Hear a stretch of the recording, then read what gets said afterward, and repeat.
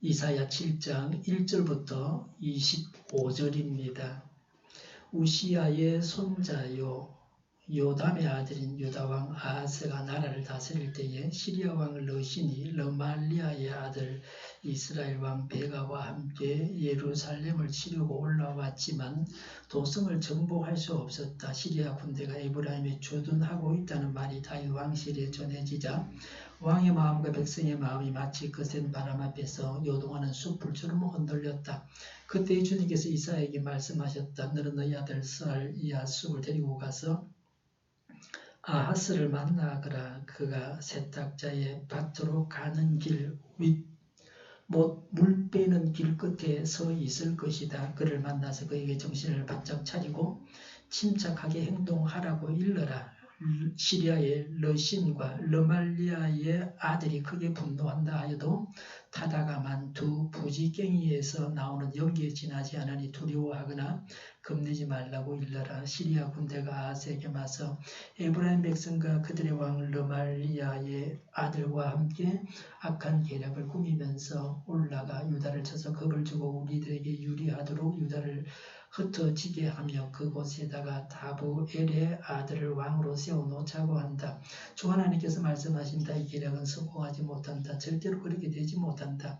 시리아의 머리는 다마스쿠스이며 다마스쿠스의 머리는 르신이기 때문이다. 에브라임은 65년 안에 망하고 뿔뿔이 흩어져서 다시는 한 민족이 되지 못할 것이다. 에브라임의 머리는 사마리아이고 사마리아의 머리는 고자키야 르말리아의 아들이다. 너희가 믿음 안에 굳게 서지 못한다면 너희는 절대로 굳게 서지 못한다. 주님께서 아하스에게 다시 말씀하셨다. 너는 주 너희 하나님에게 징조를 보여달라고 부탁하여라. 저 깊은 곳 서울에 있는 것이든 저 위 높은 곳에 있는 것이든 무엇이든지 보여달라고 하여라. 아하스가 대답하였다. 아닙니다. 저는 징조를 구하지도 않고 주님을 시험하지도 않겠습니다. 그때에 이사야가 말하였다. 다윗 왕씨는 들으십시오. 다윗 왕씨는 백성의 인내를 시험한 것만으로는 부족하여 이제 하나님의 인내까지 시험해야 하겠습니까? 그러므로 주님께서 친히 다윗 왕실에 한 징조를 주실 것입니다. 보십시오. 처녀가 잉태하여 아들을 낳을 것이며 그가 그의 이름을 임마누엘이라고 할 것입니다. 그 아이가 잘못된 것을 거절하고 옳은 것을 선택할 나이가 될 때에 그 아이는 버터와 꿀을 먹을 것입니다. 그러나 그 아이가 잘못된 것을 거절하고 옳은 것을 선택할 나이가 되기 전에 임금님께서 미워하시는 저 두 왕의 땅이 황무지가 될 것입니다. 에브라임과 유다가 갈라진 때로부터 이제까지 이 백성이 겪어본 적이 없는 재난을 주님께서는 임금님과 임금님의 백성과 임금님의 아버지 집안에 내리실 것입니다. 주님께서 아시리아의 왕을 끌어들이실 것입니다. 그날에 주님께서 휘파람을 불어 이집트의 날강 끝에 있는 바리떼를 부르시며 아시리아 땅에 있는 불떼를 부르실 것입니다. 그러면 그것들이 모두 몰려와서 거친 골짜기와 바위튼 모든 가시덤불과 모든 풀밭에 내려앉을 것입니다. 그날에 주님께서 유프라테스 강 건너 저편에서 빌려온 면도칼 곧 아시리아 왕을 시켜서 당신들의 머리털과 발털을 미실 것이요 또한 수염도 밀어버리실 것입니다. 그 날에는 비록 한 농부가 어린 암소 한 마리와 양 두 마리밖에 기르지 못해도 그것들이 내는 젖이 넉넉하여 버터를 만들어 먹을 수 있을 것입니다. 그 땅에 남아있는 사람들이 모두 버터와 꿀을 먹을 수 있을 것입니다. 그 날에는 언천냥 값이 되는 청그루의 포도나무가 있던 곳마다 찔레나무와 가시나무로 덮일 것입니다. 온 땅이 찔레나무와 가시나무로 덮임으로 사람들은 화살과 활을 가지고 그리로 사냥을 갈 것입니다. 갱이로 일구던 모든 산에도 찔레나무와 가시나무가 덮임으로 당신은 두려워서 그리로 가지도 못할 것이며 다만 소나 노아 기르며 양이나 밟고 다니는 곳이 되고 말 것입니다. 아멘. 현미나 통밀이나 도정을 하지 않은 곡식은 영양이 많습니다. 거기다가 발화까지 하면 더 좋습니다. 영양도 많아지고 특히 불치병들이 치유받는 그런 좋은 성분들이 많이 나오게 됩니다. 그리고 밥도 많이 부드러워지게 되죠. 한번 드셔보시면 좋겠습니다. 제가 식당을 잘 가지 않으려고 하는 이유 중에 하나는 현미가 없고 발화한 밥은 더더군 없다. 그래서 잘 안 가려고 그럽니다. 집에서 늘 제가 해서 먹으려고 그러죠. 밥은 제가 했습니다. 반찬은 우리 집 사람이 하고 말이죠. 네. 오늘은 추수감사주일입니다. 1년에 2번 감사주일이 있습니다. 6월에는 맥추감사주일입니다. 맥추감사주일은 보리 추수를 하고 감사하는 주일입니다. 추수감사주일은 가을 농사를 짓고 나서 추수하고 드리는 감사주일입니다. 농업이 주산업이었을 때 생긴 그런 교회 절기들입니다. 농사를 짓지 않은 우리는 맥추감사주일은 전반기 감사주일, 추수감사주일은 하반기 감사주일이라 그렇게 받아들이면 되겠습니다.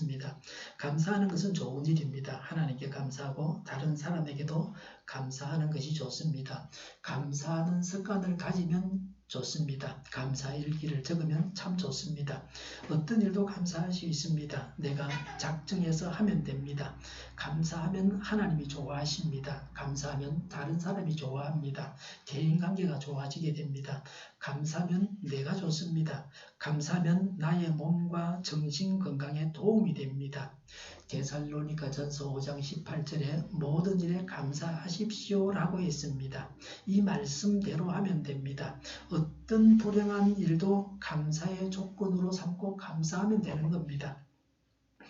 오늘 말씀의 제목을 보니까 우리 표준세번역에 아하스 왕에게 내린 경고라 그랬습니다. 북왕국 이스라엘과 시리아 연합군의 2차 진입에 대해서 남왕국 유다와 아하스 왕에게 나타난 하나님의 보호하심에 대해서 기록하고 있습니다. 주전 734년경 부왕 요담과 함께 아하스 왕이 섭정하고 있을 때였습니다. 지금 이스라엘 나라가 이 당시 이스라엘 나라가 남과 북으로 분단이 되어 있었습니다. 남쪽은 유다, 북쪽은 이스라엘입니다. 야곱의 자손, 야곱의 아들 12 중에서 레위 지파는 남북으로 다 갈라져서 제사장 노릇을 하고 그 레위인 역할을 하고 그리고 이제 나머지 지파들은 땅을 분배를 받았는데 남쪽 유다에는 베냐민 지파와 유다 지파가 있고 그 나머지 10개 지파는 북왕국에 속해 있는 겁니다. 그러니까 유다하고 베냐민은 어머니는 다르죠. 베냐민은 그 요셉의 아들이죠. 베냐민 지파는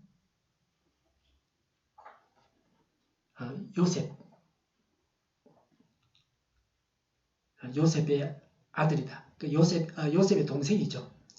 그러니까 라헬의 아들이고 유다는 레아의 아들입니다. 야곱의 부인이 4명이 있었는데 그 중에 그러하다는 말이죠. 우리나라처럼 남북으로 분단되어 있는 상황입니다. 북왕국 이스라엘과 시리아 연합군의 2차 진입에 대해서 남왕국 유다와 아하스 왕에게 나타난 하나님의 보호하심에 대해서 기록하고 있습니다.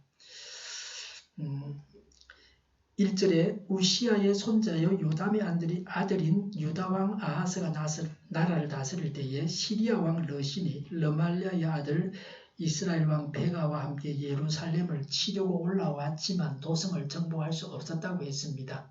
유다왕 아하스의 아버지 요담 때에도 시리아와 북왕국 이스라엘이 공격에 왔었습니다. 근데 이때가 2차 진입이었습니다. 유다와 이스라엘은 본래 한 민족입니다. 한 나라였습니다. 그런데 이제 분단이 되어서 서로 적으로 여겼습니다. 주변 강대국의 힘을 빌어서 동족끼리 전쟁을 하는 겁니다. 이것이 선민국가가 망하는 비극을 자초하는 일입니다. 아무리 형제라도 동족이라도 하나님이 죄를 지어서 벌하라 죽여라 그러면 죽여야 돼요. 근데 그렇지 않은데 자기들 욕심으로 죽이는 겁니다. 이런 최악의 비극을 막고자 하시는 하나님의 노력이 이사야의 예언으로 잘 나타나 있습니다. 동족을 치는 전쟁을 일으키는 자는 범죄자입니다. 예나 지금이나 용납할 수 없습니다. 북한은 이미 한번 침공을 했습니다. 지금도 적화 통일을 염원하고 있습니다. 가장 중요한 것은 교회가 바로 서서 하나님의 심판의 대상이 되지 말아야 합니다. 믿는 우리가 눈을 똑바로 뜨고 먼저 정신을 차려야 됩니다. 죄를 많이 짓고 하나님께서 심판하겠다고 작정하시면 어떤 군대가 와서 언제 쳐서 망하게 할지 모릅니다. 자로나 우로나 치우쳐서는 안 됩니다. 인간적인 생각을 접어둬야 합니다. 우리끼리만 살겠다는 마음도 버려야 됩니다.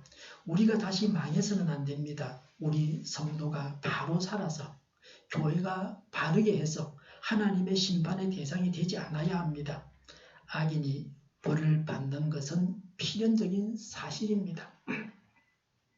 2절에 시리아 군대가 에브라임에 주둔하고 있다는 말이 다윗 왕실에 전해지자 왕의 마음과 백성의 마음이 마치 거센 바람 앞에서 요동하는 숲풀처럼 흔들렸다 그랬습니다.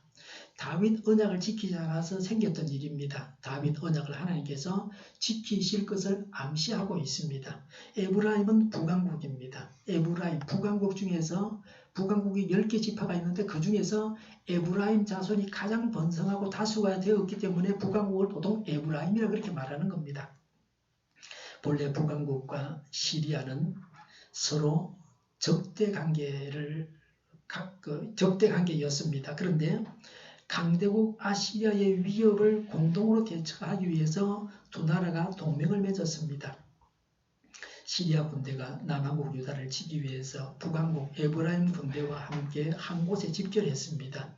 주변 나라들을 끌어들여서 전쟁을 일으키고 동족을 치는 겁니다. 형제를 치는 것입니다. 하나님이 명령한 바도 아닌데 자기들이 그렇게 하는 겁니다. 어찌 하나님께서 이런 자를 기뻐하시겠습니까? 나라가 둘로 분열이 되었으면 둘이 된 채로 평화롭게 살다가 하나님의 뜻에 따라서 평화 통일을 이루어야 합니다. 독일처럼 해야 됩니다. 전쟁으로 통일을 이루겠다 하는 것은 하나님의 뜻이 아닙니다. 사람을 죽이는 일을 해서는 안 되죠. 남이든 북이든 누구든 간에 그렇게 해서는 안 됩니다.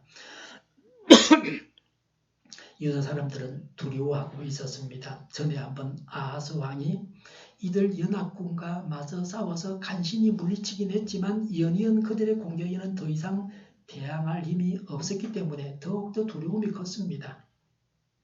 유다는 이 전쟁에서 승리가 절대로 불가능하다고 생각했습니다.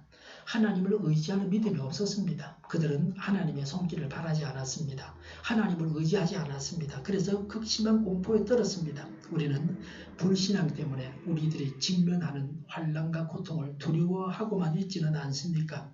하나님을 믿지 못하는 문제가 무엇입니까?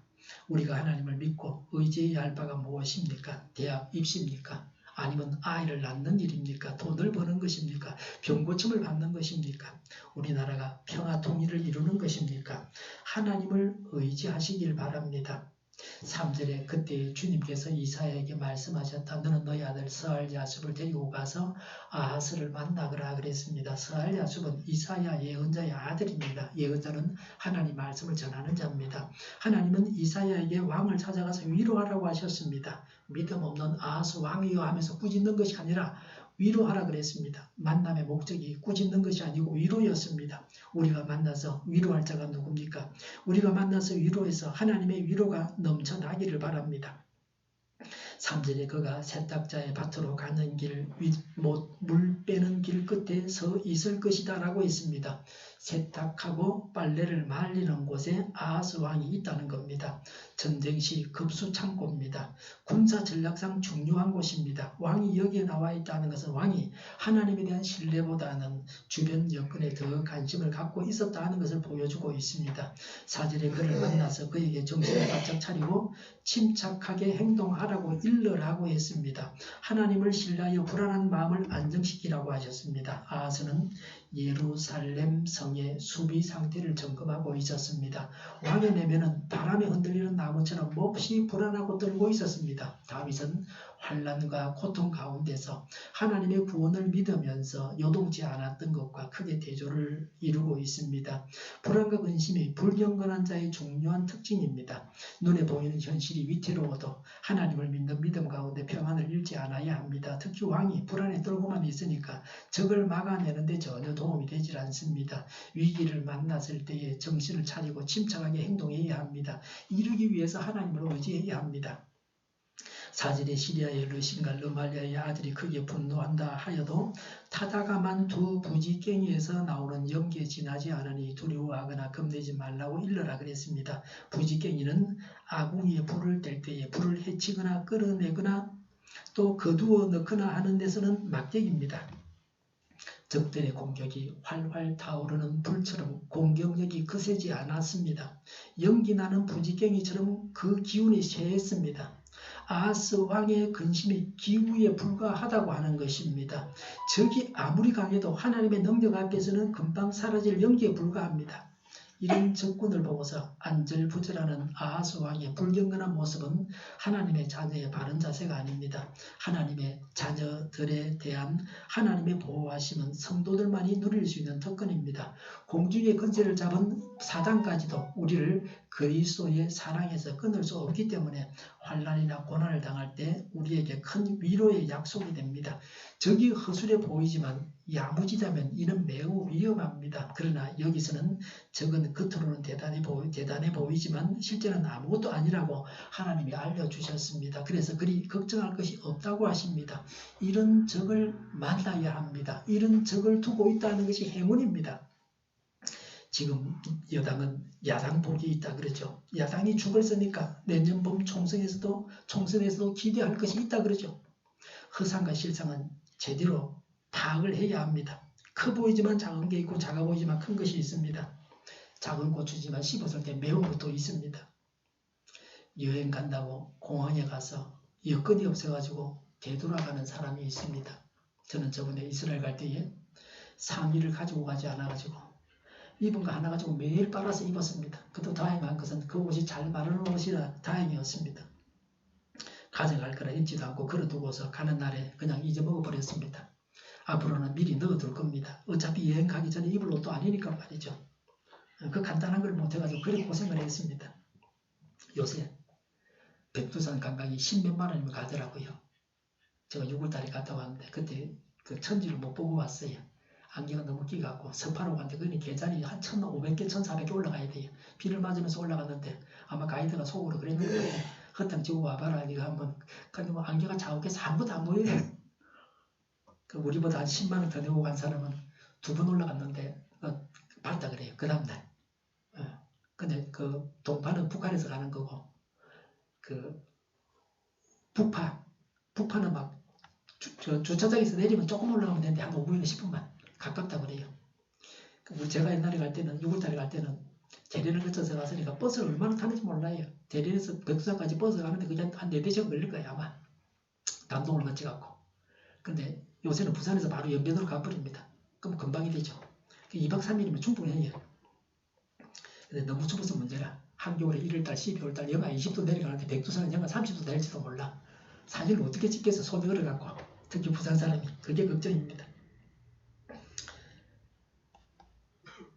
내 앞에 놓여있는 문제가 별 것 아니라면 두려워할 필요가 없습니다. 사소하게 보이지만 치명적인 일도 있습니다. 그런 경우에는 야무지게 대처해야 됩니다.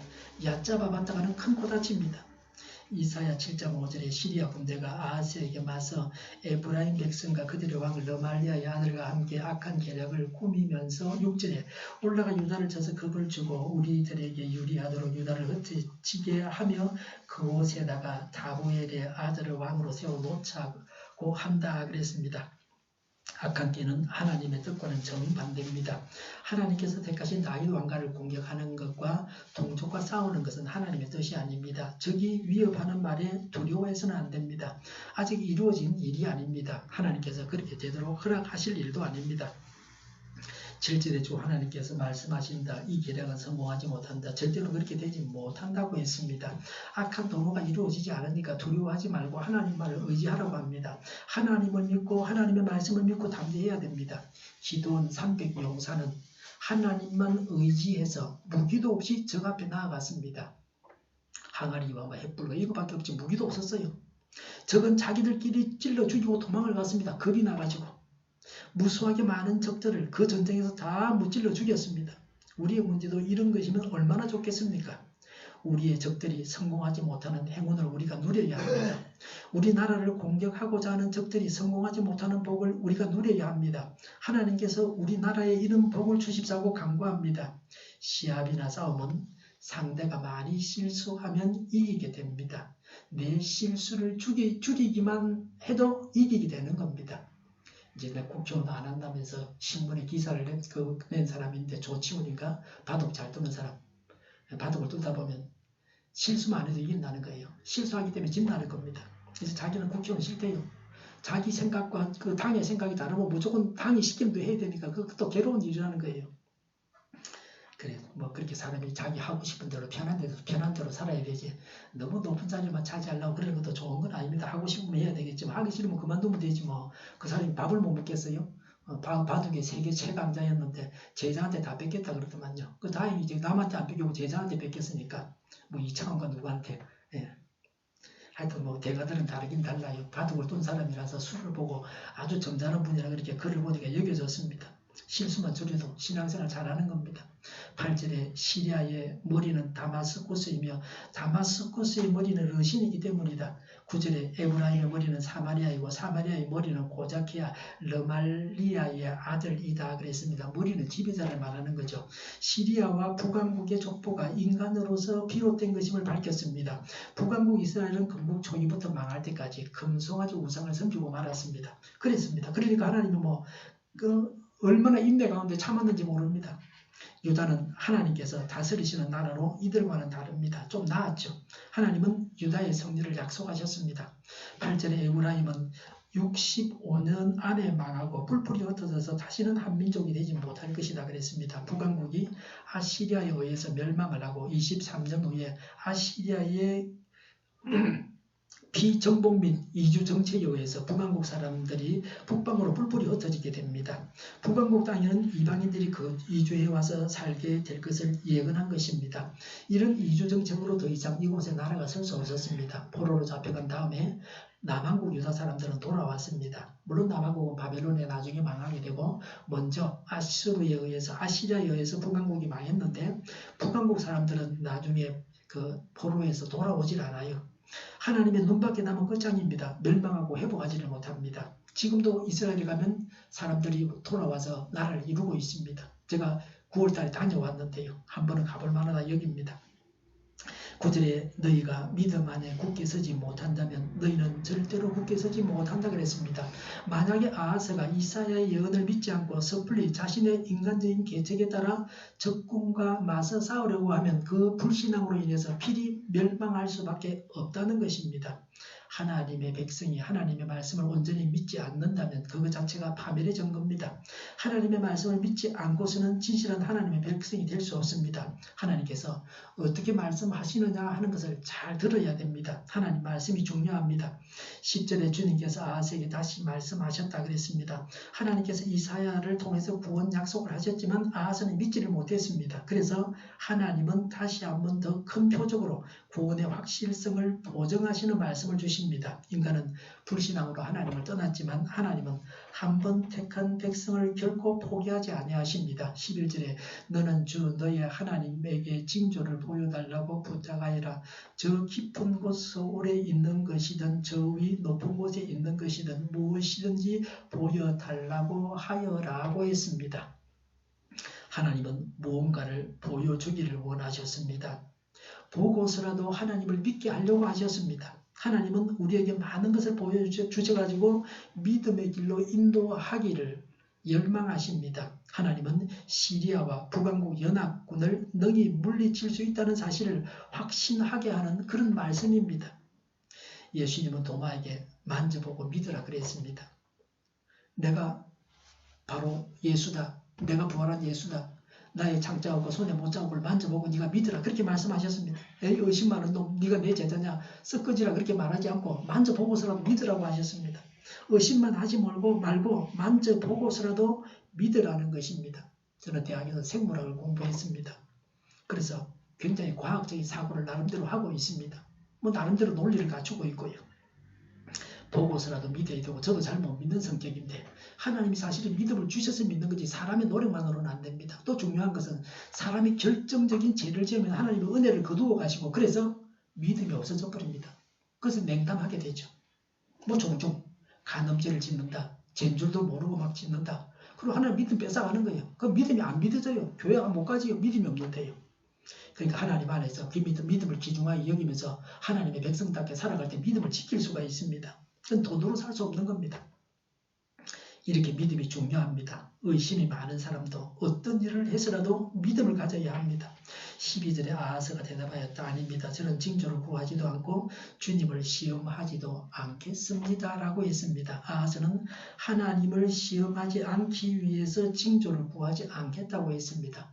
하나님을 시험하는 것은 죄지만 하나님이 징조를 보여주겠다고 시험하라 그러셨더니 해야 되는 겁니다. 안 하는 것은 불순종과 죄가 됩니다. 다니엘은 절대 권력자 바벨론 왕을 무서워하기보다는 하나님을 더 신뢰했습니다. 이러한 다니엘의 참된 신앙과 아하스의 신앙은 대조를 이룹니다. 하나님만 의지해서 우리의 문제가 해결되기를 바랍니다. 13절에 그때 이사야가 말하였다. 다윗 왕실은 들으십시오라고 했습니다. 아하스의 불신앙이 다윗 왕과 전체의 운명과 관련됩니다. 그래서 왕이나 대통령은 굉장히 중요합니다. 그래서 교회가 늘 최고 지도자를 위해서 기도해야 되고 지도자들을 위해서 기도해야 됩니다. 국가의 흥망성쇠가 한 사람 지도자의 손에 달려 있습니다. 지도자가 어떤 결정을 내리느냐 하는 것이 굉장히 중요합니다. 나라를 망하게도 하고 흥하게도 합니다. 13절에 다윗 왕실은 백성의 인내를 시험한 것만으로는 부족하여 이제 하나님의 인내까지 시험해야 하겠습니까? 라고 했습니다. 이사야를 괴롭게 하고 하나님을 괴롭게 했습니다. 이사야는 하나님의 종으로서 철저하게 자신과 하나님을 일치시키고 있습니다.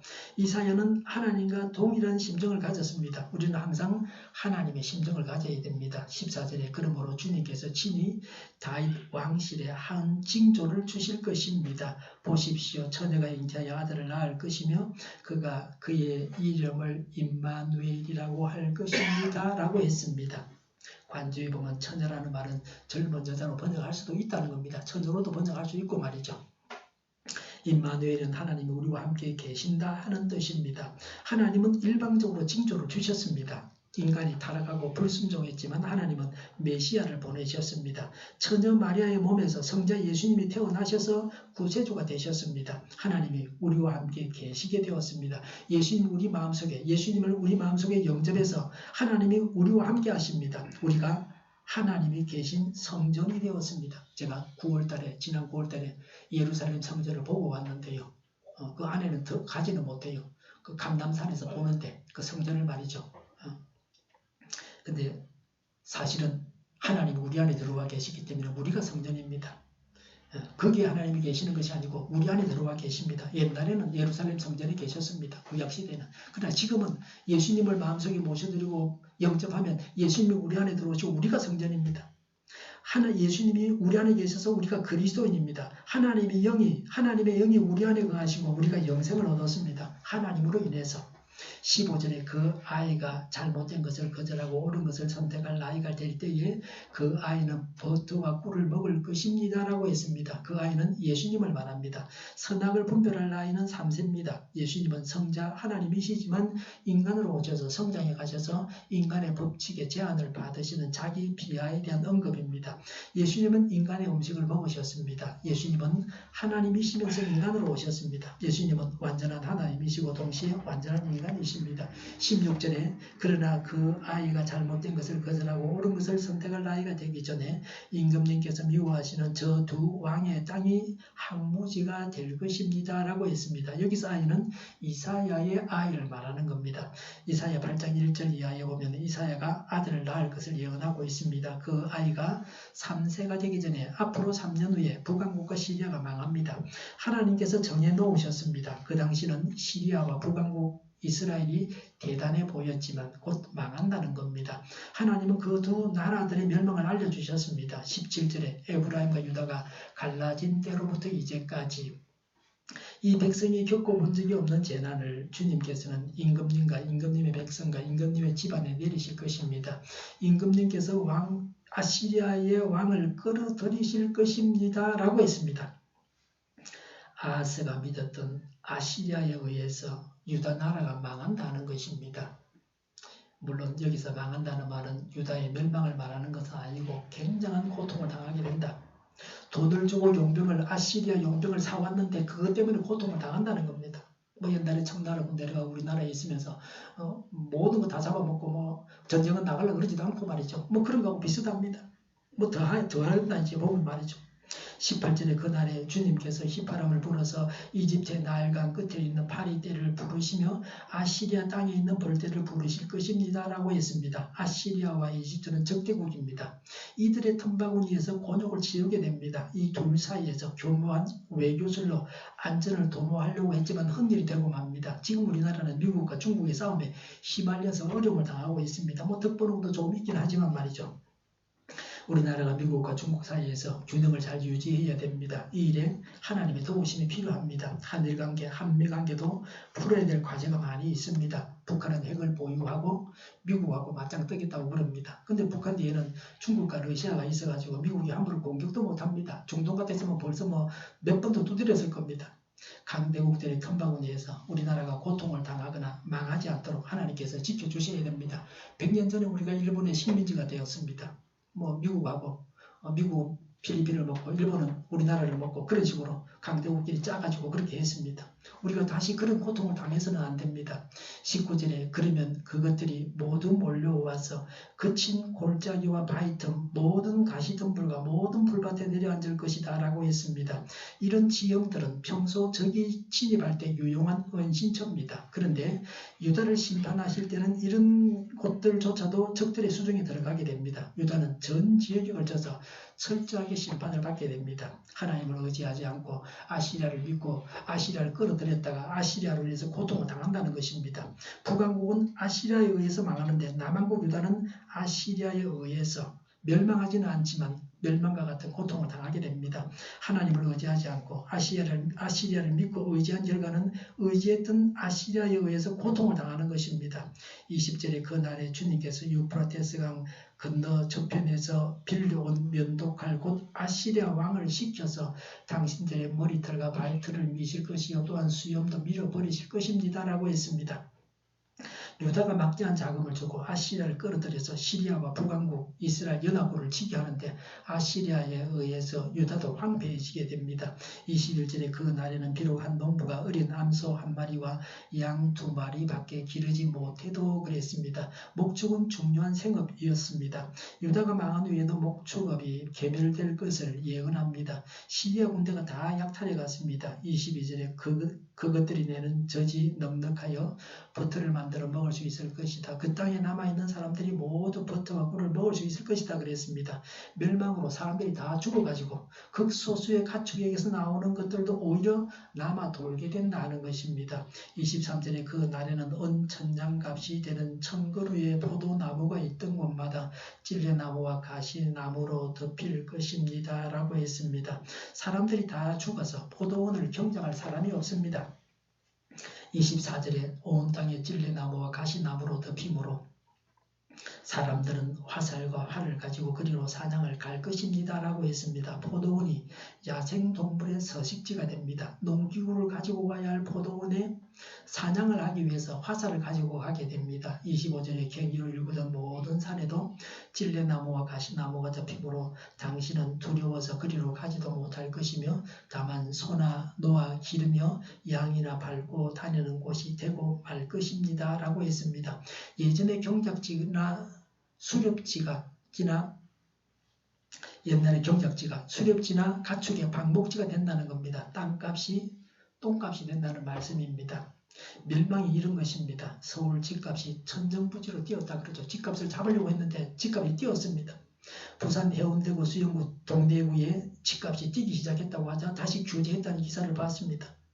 자기 집값이 오르면 좋아합니다. 그러나 멸망은 이 모든 웃음을 빼앗아갑니다. 제가 아는 어떤 분입니다. 아주 가까운 분인데 이북에서 원산에서 어장을 가지고 부유하게 사셨습니다. 갑부였죠. 근데 남쪽으로 피난 와서는 부산에서 연탄 배달을 하셨습니다. 그러다가 돌아가셨죠. 아들은 신문 배달을 하고 말이죠. 나라를 지키지 못하면 재산이고 뭐가 없습니다. 다 흠일입니다. 재산이 아무리 많으면 뭐 할 겁니까? 그게 뭐 자기 주문이 다 있는 게 아닙니다.